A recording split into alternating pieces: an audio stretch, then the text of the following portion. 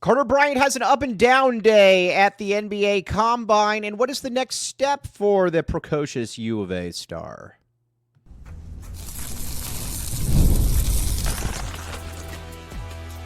You are Locked On Wildcats, your daily podcast on the Arizona Wildcats. Part of the Locked On Podcast Network, your team every day. Thanks for keeping it locked on Wildcats and making this your first listen of the day. I am your host, Mike Luke. Today's show is brought to you today by FanDuel. Check it out. With FanDuel, you can put down $5, and if that bet wins, you get $200 in free plays. That simple, that easy. Check it out at FanDuel. You will thank me later. All right, now we're going to talk more Arizona basketball. We're going to talk Carter Bryant. We are going to talk a lot of different things and what exactly this all does mean. But the first thing that I think we need to talk about is where exactly then is Carter Bryant? How has he done? Now, we talked about it yesterday a little bit, and we talked about how he has tested. He's tested pretty good. He's tested pretty well. I don't think there's any doubt about that.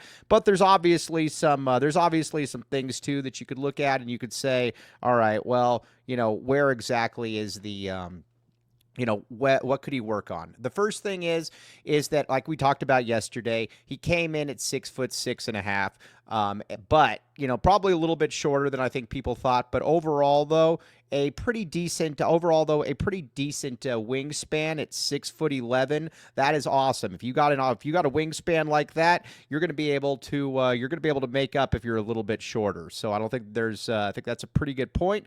Then the next one that you need to talk about then too is his vertical leap. 39.5 inches. That is obviously very, very good. Like I said, there's really no other way to put it. That is very, very good. So you've obviously got that, but he kind of had an up and down day in the shooting drills, and that was something that took me by surprise a little bit. But honestly, I don't know that it should have necessarily. And here's kind of where I'm at when it comes to.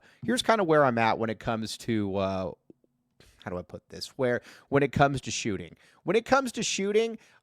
Yes, it's cool to see that stuff in drills. I get all that. But the cool thing about it, though, with Carter is that I've actually seen Carter, and I've seen Carter in games. And one thing that I am not at all worried about when it comes to shooting or with Carter Bryant's game is shooting threes. That is the last thing that I am worried about, mainly because that was the thing that he did best last year. You see like kind of what he's doing, and you see to yourself, you're kind of like, all right, that is, it's pretty darn good. I don't think there's any doubt about that, but he's a good shooter. I don't think that there's any doubt about that. So I don't worry about that. The things that I do worry about, like I said, are still more of the maturity level. Just, again, he's a good kid. We got to be very clear about that, but just what is his, what is that next, with Carter, what's he going to be like? So looking at these teams, and we're going to go position or team by team, NBA pick by NBA pick again, and just kind of see where exactly it is now that we have a little bit more information. Now, the Dallas Mavericks, that obviously, the Dallas Mavericks, they are going to choose Cooper Flagg. They should choose Cooper Flagg. Cooper Flagg is good. He is probably the best the best domestic white player that I've seen since Larry Bird. I mean, he's certainly right there. If he's not that, he's really, really good. Like I said, he's a transcendent talent. He's somebody that you watch and you're like, there's just really no way that he is not going to be good. He's the goods all the way around. Then at number 2 with the Spurs, you got Dylan Harper. Listen, I know that Dylan Harper is I know that he's a value pick, or that he's a pick that you probably got to make at that spot. I don't know. I might choose Ace Bailey there. I have no doubt that Ace Bailey is going to. That Ace Bailey is going to be a good basketball player for the in the NBA. I think that he's a better fit for the San Antonio Spurs because you've already got De'Aaron Fox, you've already got Stephon Castle, and both those guys are high impact type dudes. that need the ball in their hands. So there's that. Now with the Sixers, then I think you're looking at Ace Bailey. Ace Bailey to me is interesting because Ace Bailey is he can shoot the three. Obviously, he can. I think he's going to be like I said, I think he's going to be a really, really good player. I don't see any way that he doesn't average something like 17, 18 points a game. Worst case scenario, he's Devin Vassell. And I mean, if that's worst case scenario, that's not really that bad. And so there's, exactly like I said, you watch that and you're like, okay, cool. I can see that being the case. Then you see, so you got Ace Bailey there. Then when you look at the Hornets, you got a lot of people like VJ Edgecombe.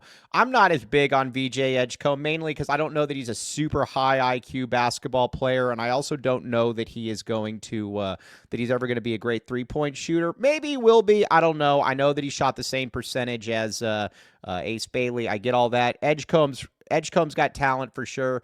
That's where a lot of people have him going. I like Trey Johnson a lot. I think Trey Johnson at number 5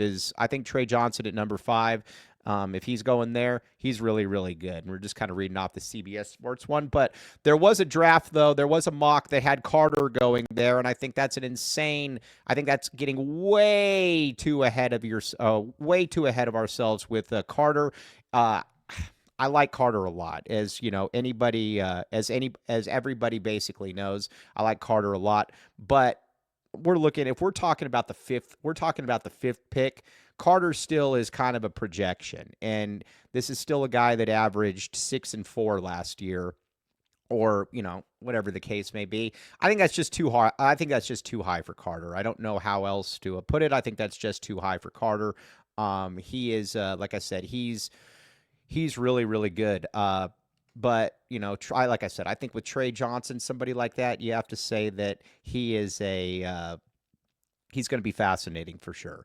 But so the Jazz are one team that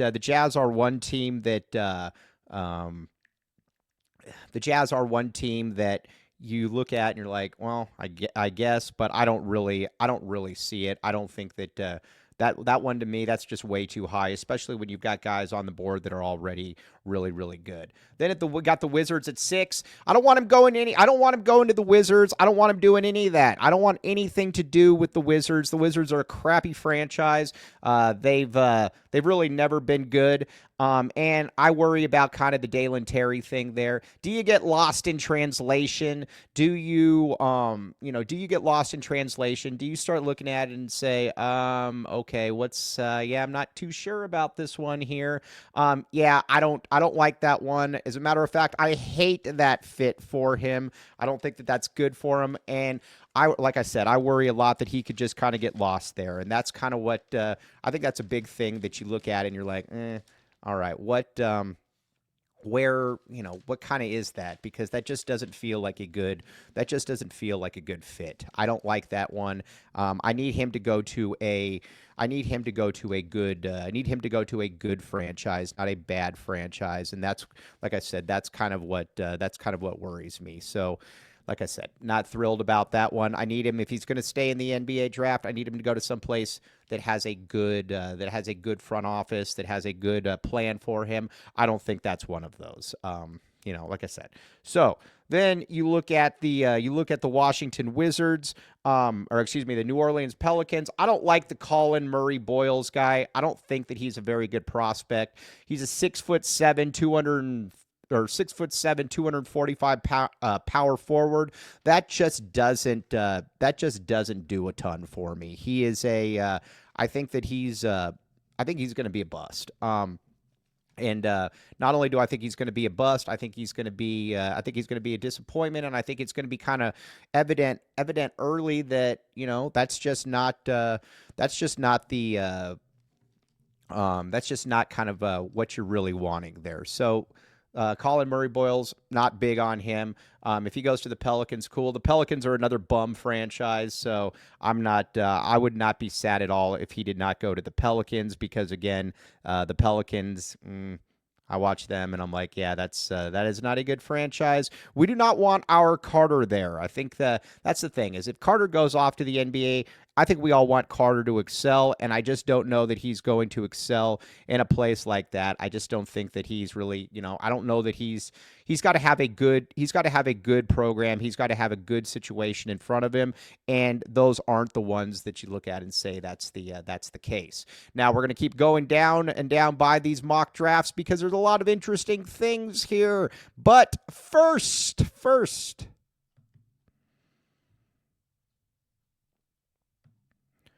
FanDuel, my friends. FanDuel. Check it out, FanDuel. Okay, here's the great thing about FanDuel. The NBA playoffs are here, and FanDuel has a great deal for you, giving new customers an incredible way to get in on the action. Right now, when you join FanDuel and place your first $5 bet, you'll get $200 in bonus bets if your bet wins. Again, the NBA playoffs are here. There is nothing more enjoyable than getting in on it. And again, the cool thing about it, you can bet before the game, you can bet during game, you can bet futures, and you know your money is good. I love how FanDuel just makes the betting easy. That's the cool thing about it. Plus, after the game tips, you can even combine live prop bets into a same-game parlay for a chance to win big. Don't miss out. Head to FanDuel.com and claim your $200 in bonus bets if your bet hits.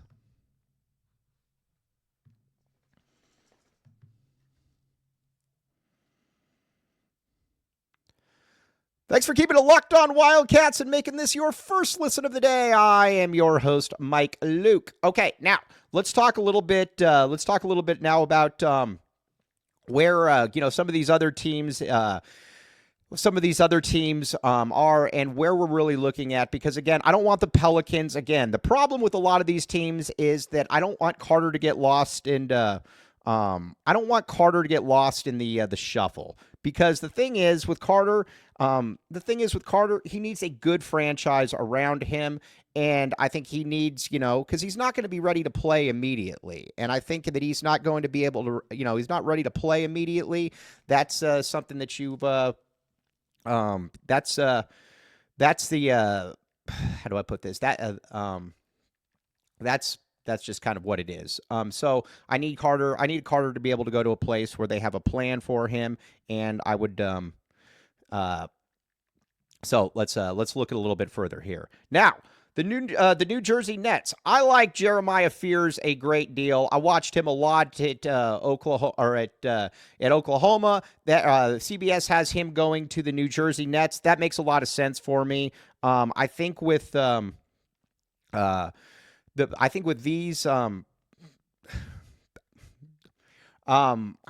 I look at Jeremiah Fears, when I look at the Nets, that's another one. You're probably looking for an instant impact guy. I just don't know that Carter is that guy at this point. And Fears is just more of a finished product. I like Fears a lot. If Fears is an NBA All-Star, it wouldn't really surprise me at all. And not only that, he's a guy that you already know kind of what he can do. And he is like I said, he's just a player that, I look at and I'm like, that's just a better prospect. And again, I like Carter a lot. I think the thing with Carter, though, that's fascinating is that, again, it's going to take a little bit of time. A lot of these teams that are really bad, I think the thing that you look at is you're like, all right, well, what is that, is Carter going to be able to come in and play immediately? And for a lot of these teams, the answer is no.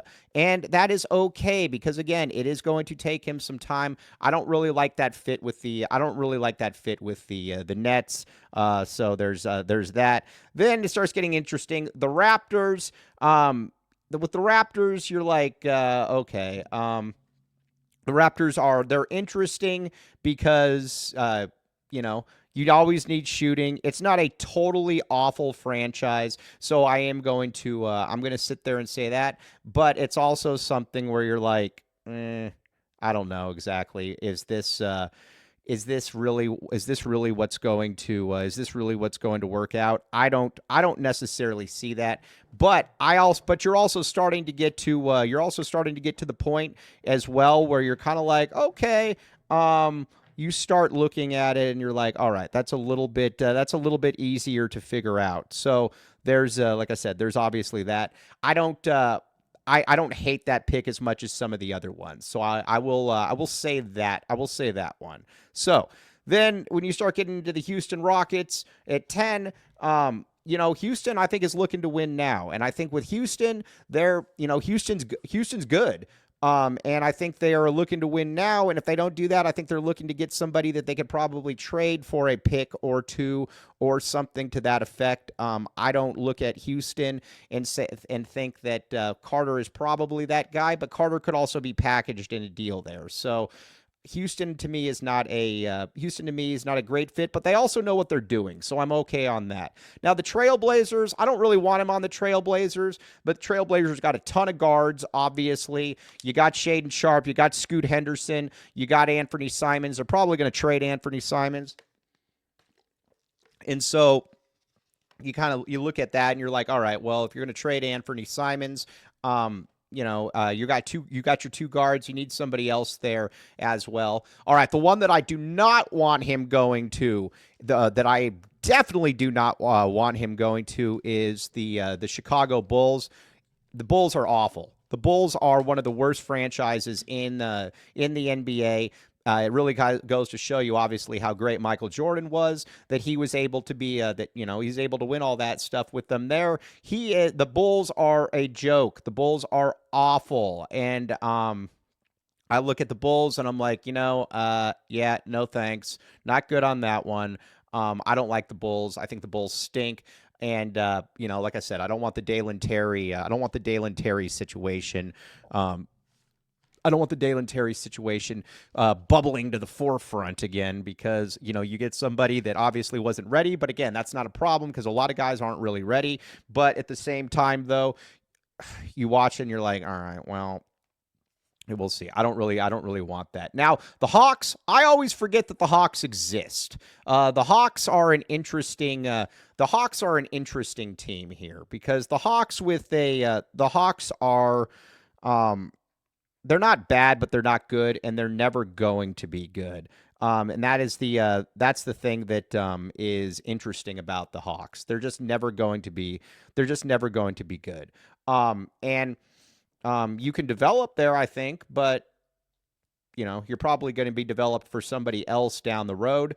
Like I said, I don't think it's a great franchise. It's not the worst. All right, now you look at it, and then the next one is, if Carter's going to land somewhere, I think that I do think that if Carter's going to land somewhere, the San Antonio Spurs are the right one for it, because they know how to develop guys, and not only do they know how to develop guys, they know how to put players in the position to be able to make, to be able to get the best out of themselves. Carter to the Spurs would be great. I would have no problem with Carter to the Spurs. Obviously, I'd prefer Carter at Arizona, but Carter to the Spurs, I'm okay with. I don't have a major issue with that.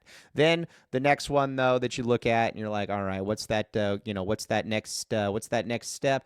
The Thunder are great at developing players. He wouldn't have to come in and play immediately. The Thunder would be more than okay. So that's kind of those top 15. We wanted to kind of go through the top 15 picks and just see where Carter could land. CBS has him going 16th to the to the 16th to the Magic. I don't know about that one, but at the same time, that's also not a terrible situation for him. The Magic aren't totally lost. But we are kind of at the point where you're just going to kind of figure things out, and we shall see what the deal is with Carter. Now, there's some really, really good, some interesting news coming from UOVA football practice as well.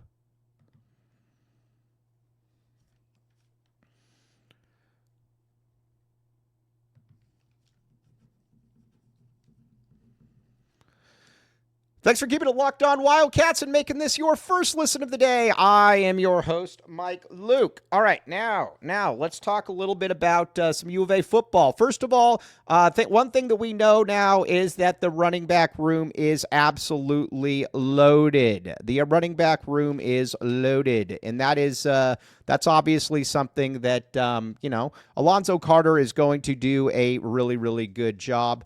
And As far as putting that running back room together, you can watch Alonzo Carter for 5 seconds and be like, okay, that dude gets it. The running back room is awesome.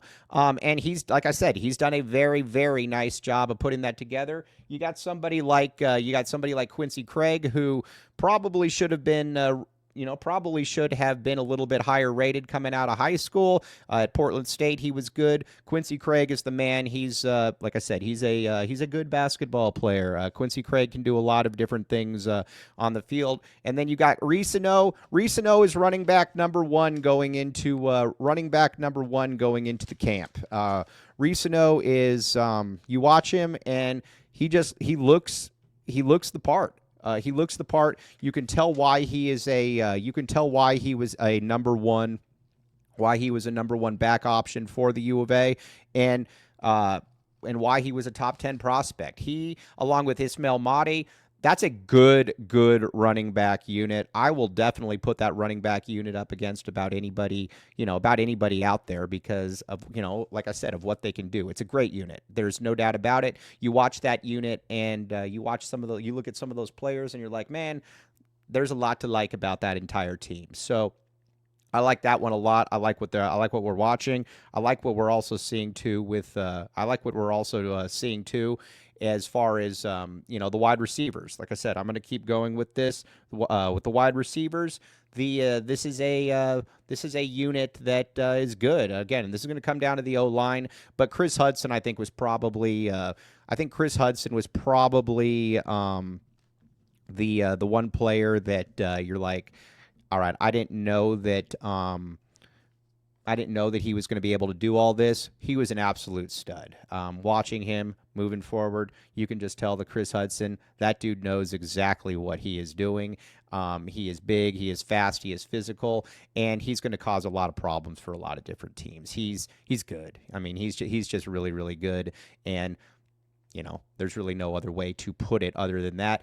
I think he's going to be a monster. It wouldn't surprise me at all if he's going to be in the NFL at this time next year, and it wouldn't surprise me at all if he's a decent round draft pick as well because, like I said, he's big, he's fast, he can do a lot of different things on the football field. So those are kind of some of your camp surprises. I don't know that I necessarily thought the wide receiver and the running back unit would be as good as it is, but it is very good. It is very good, and not only is it very good, it's also a group of guys, too, that just kind of get it.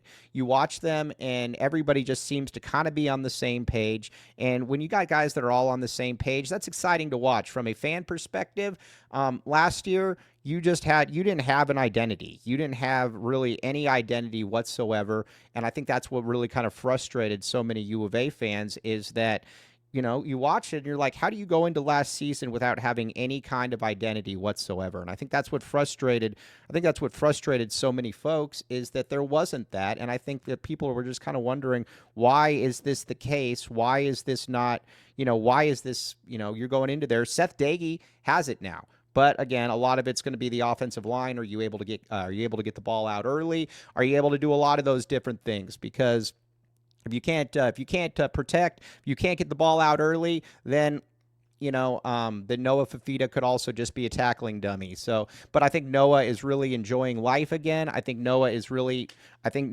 not only is he enjoying life, I think that he knows that this is an offense that can do some things. So we'll see, because the defense I think is going to be very much bend but don't break. I know nobody really ever wants to hear that, but I think that's just going to kind of be the case with this. Just really, go out there and just play good, just go out there and just don't get destroyed. Because, again, the offense, I think, is going to have to pick up a lot of the slack. The offense picks up a lot of the slack, then, I think you're kind of at the point, too, where I think you're kind of like, where we'll see what we can get. So there's that. Now, tomorrow we're gonna talk a little bit more basketball. Obviously, we wanted to really hit hot and heavy on this NBA draft. Kind of see the spots where Carter's being mocked to. See the spots where you're like, okay, where would be the best spots, and what are the chances that he comes back? I think it's going to be a fascinating thing to see, because he is like I said, he's a really good prospect, but I think he could also really benefit from a year in college. We're going to talk some football as well. We're also going to talk a little bit of baseball and softball as well. and then we shall go from there.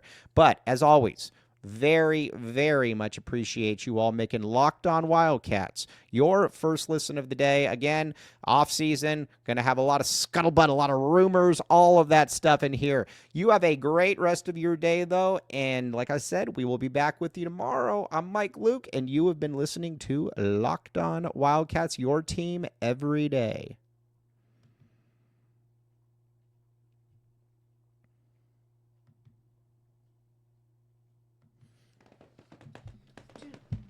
Stop.